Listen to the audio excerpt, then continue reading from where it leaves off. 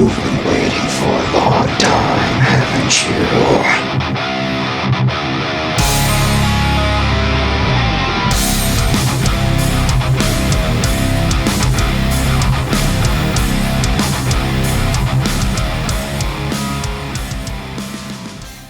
Let's get to it. Before anything though, I gotta teach you the basics, so let's get to it. I didn't bother to take a screenshot of his stats in-game, but the image I have is outdated, so some of the stuff will be different, so yeah.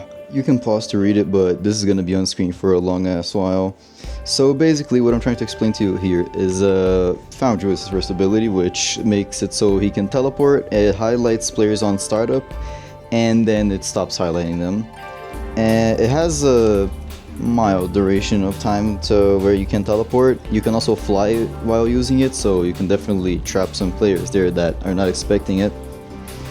His second ability, God Unbound, which it is a little complicated because it changed out of Final Act. Final Act is not passive, but God Unbound basically gives him a buff in his strength, you know, like his damage. It gives him a buff on his speed, but it also increases his stamina drain. And not just that, but, well, it does give him some stamina back at least, so he can at least use it. You usually want to use God Unbound as a way to continue chases, or to actually start a chase, since it pretty much almost guarantees a kill if the person is lacking on their stamina. Also, your jump, I'm pretty sure it no longer gives you stamina back, so the game just kind of lies in the description of the move, but I need to check that later.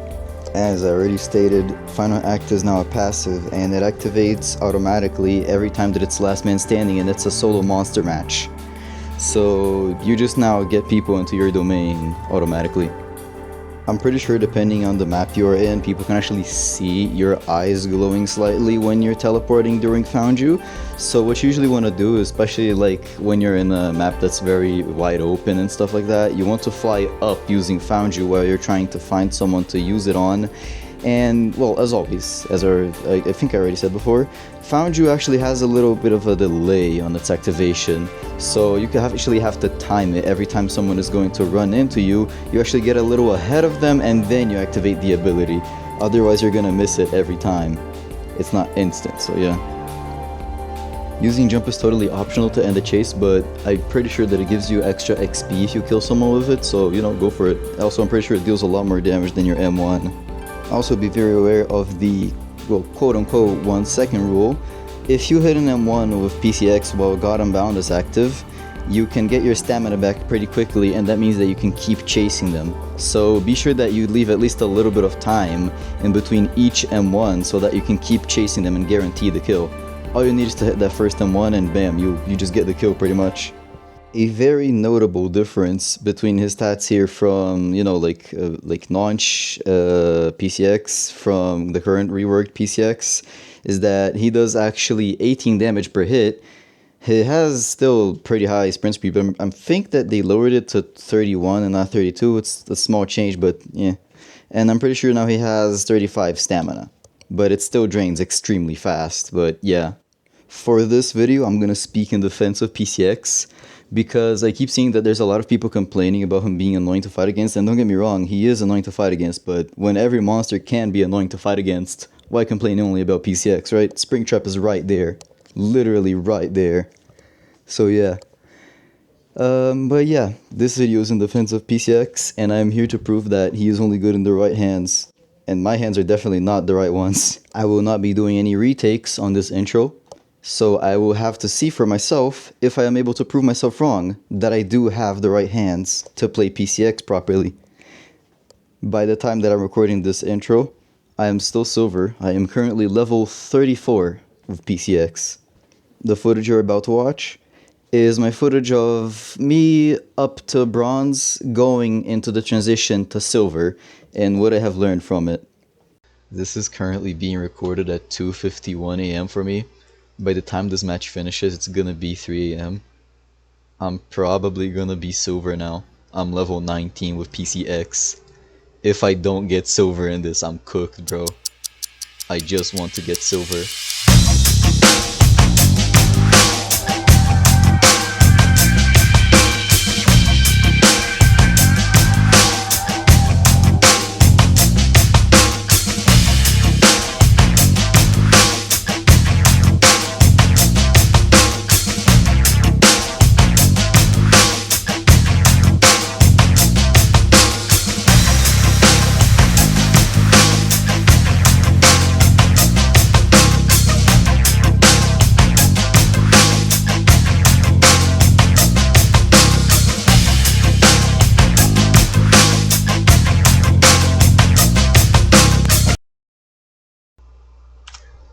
Ooh, spooky.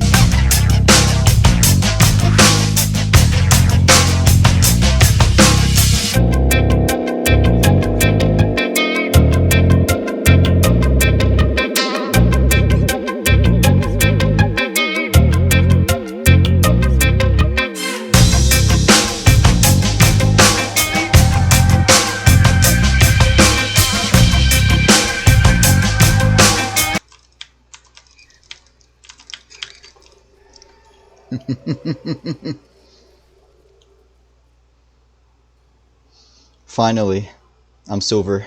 Now I get to the other part of the video, which is gonna take like another week. If you had the patience to slow down the video, you're probably gonna notice a lot of mistakes I made because I was still, well, I was still bronze at the footage and then go into silver. But you'll notice that I am still over targeting people and that I can't really manage my stamina that well. And as much as I still have to work on that, I mean, I was bronze at the time, so fair enough. Another very visible mistake that I was doing there, my teleports were not good at all. I barely hit them properly.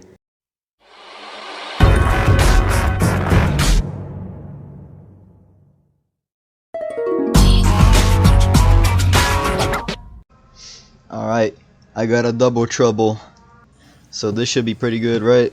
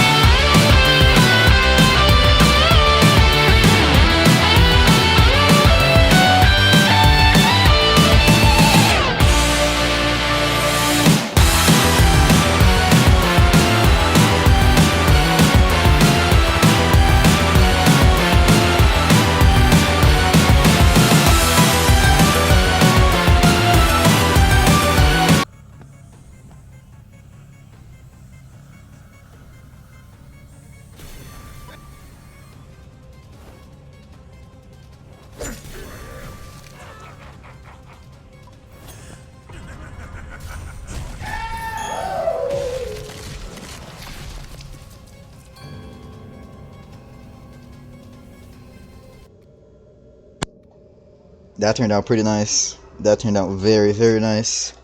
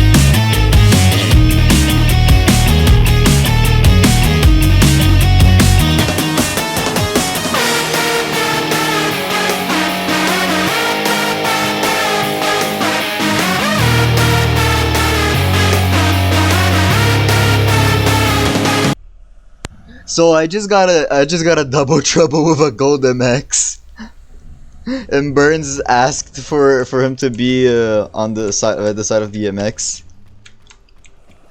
So it is a little sad.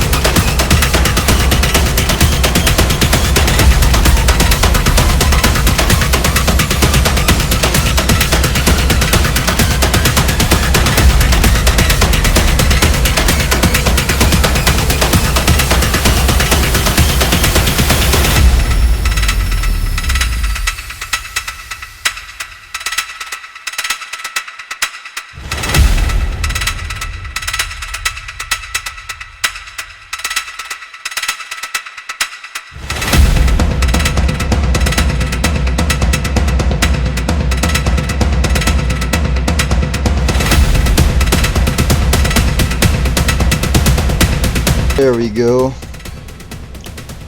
Woo-hoo-hoo. Damn, we're both getting groovy. Hell yeah. So you're probably wondering what point I have proven so far in this video. Well, this is only the first one, so it won't be that much of an interesting point. But this is the time for my initial judgment on PCX, considering I'm pretty much only starting out with him.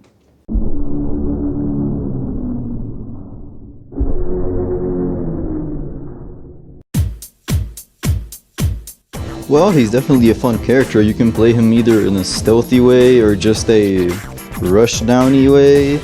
But it really depends on what you're trying to look for here. If you're looking for a character that does like partial damage but can still chase you for a very long time and can be reliable at times, then PCX is a great choice, you know? But it really does depend on what you're looking for. I'm only starting out with this. So yeah. I can't help but notice the fact that he is a little bit underwhelming at times, but he is still fun nonetheless. And I hope that there are many great things that can come with this character, because me personally, I'm already having a lot of fun with him. It just feels like sometimes it does not matter how many kills I get, it does not matter how far I am into the match, it just feels like the timer just refuses to go up.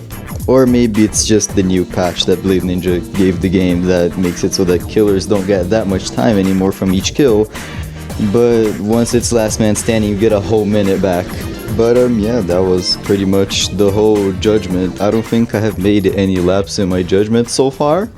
It is what I think of him so far, and I am only silver. I think I leveled up to level 35 right now, yeah, at the time of this recording. And by the time that I finish the second video, I will probably be at around like level 40, 50, and that's when I'm gonna get near to gold and where I'm gonna try to get to gold. But until then, Stay tuned.